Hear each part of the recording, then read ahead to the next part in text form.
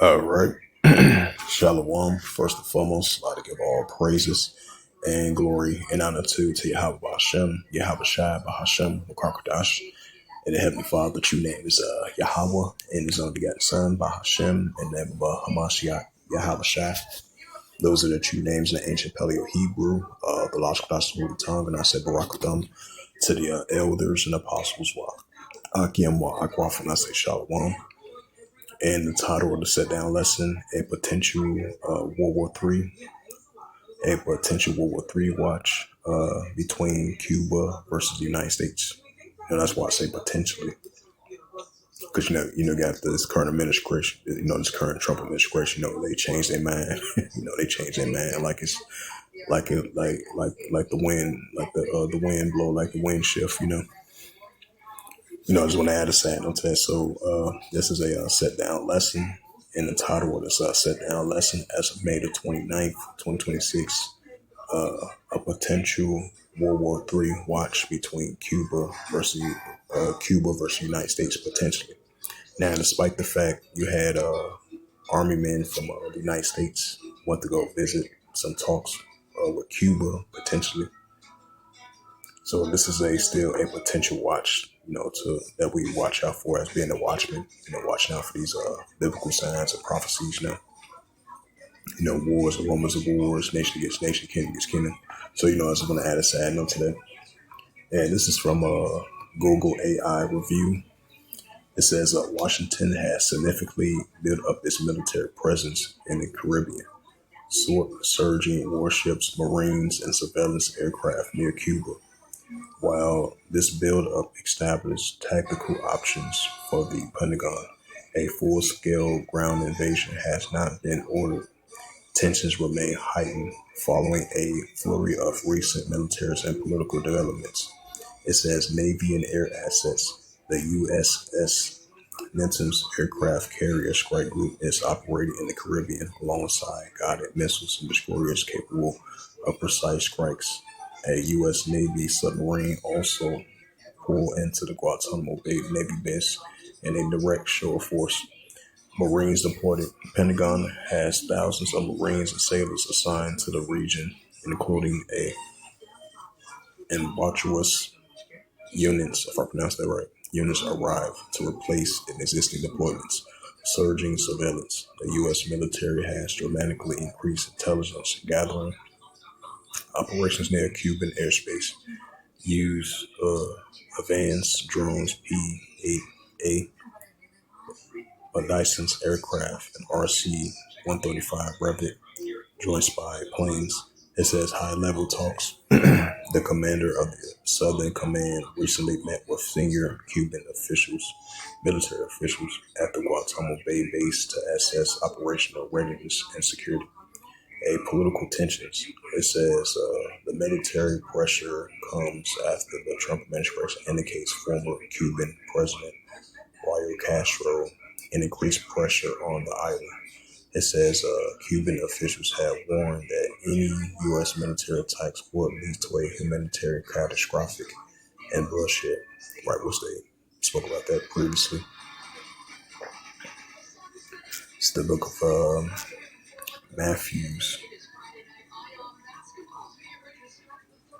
It's the book of Matthew, chapter 24, and verse 6.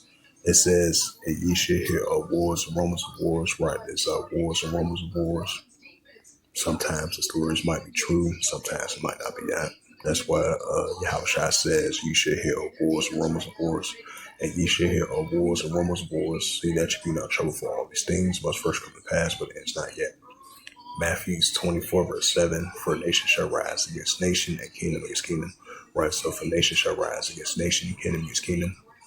With the latest political tensions been heating up between Cuba for the past couple months of a possible regime change and more economical pressure that the United States used previously on Cuba. Supposedly, they might be doing some supposedly unlawful transactions with these other nations like Russia, getting unlawful oil, stuff like that, which Russia continue to help out Cuba. which they are allies with, China, Russia, North Korea, and all that.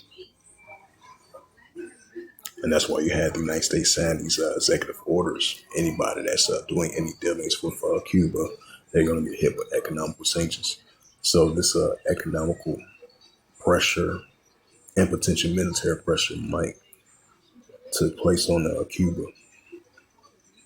So as this current Trump administration is seeking for a regime change, see if I can bring that news article out as well too.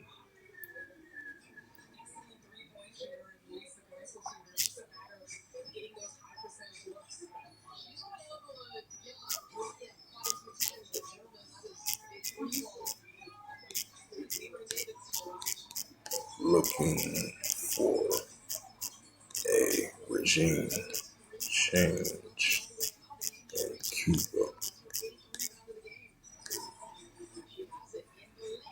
Yep, it says if you're asking if the United States is actively pursuing a regime change in Cuba, has increasing pressure on the island's government, cite deep economic and humanitarian concerns. However, the U.S. has stated that they are not looking to an imminent military action. Key aspects of the current U.S. dynamic, including it says aid offer. The U.S. has offered 100 million in humanitarian assistance and free startling internet access for the Cuban people. This comes with the conditions that require bypassing a Cuban government, routing and assisting directly through the independent and religious organizations. It says the economic squeeze. The U.S. has escalated financial sanctions targeting Cuba military run business conglomerate. Right, oh yeah, that's what I was talking about. Such as the GAESA. Washington also applied pressure following a cutoff of Venezuela oil supplies to the island. And that's why Russia was able to give, I think Russia and China still offer, Russia with oil and supplies because they are allies with them. Despite the fact Russia had that warning from the United States, if Russia do any dealings with Cuba, they was gonna get hit with some economical sanctions. So Russia bypassed that, and then Russia was able to continue to help them with oil, with some items and stuff like that that they need. It says property compensation. Cuba has reportedly signaled a willingness to consider lump sum compensation bills for seized U.S. properties to help ease the ongoing U.S. embargo. It says because of the shift in U.S. restrictions on remittance process and banking, third countries routing are required for the most financial transactions. If you are looking to send money or need more specific information purpose, the U.S. Department of Treasury updated Cuba sanctions and travel line guidelines.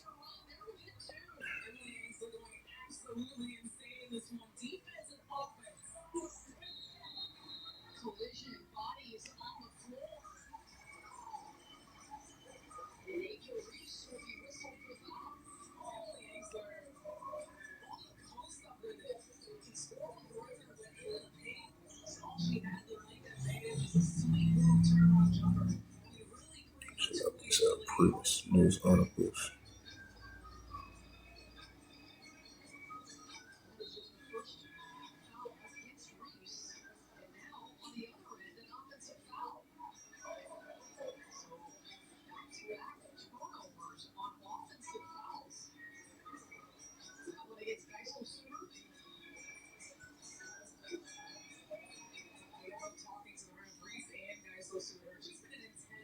Yep, it says